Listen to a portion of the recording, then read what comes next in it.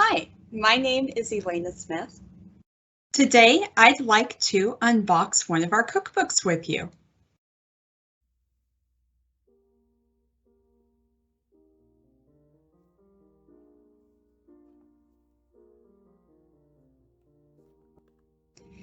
This fundraising cookbook was put out by the Young People's Society of Christian Endeavor out of San Mateo County in 1897.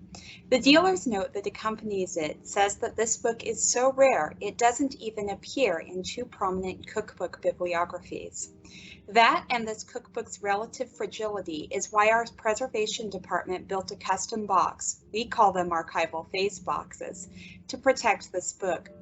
Given that the holidays are a time when people from many backgrounds cook traditional recipes, we at the history section thought that you might get a kick out of seeing a historic cookbook from our very large collection. We'd also like to issue you a challenge. Dig out the oldest recipe in your repertoire, then copy and share it. Making and widely sharing copies will help ensure that your recipes will survive into the future. Happy holidays!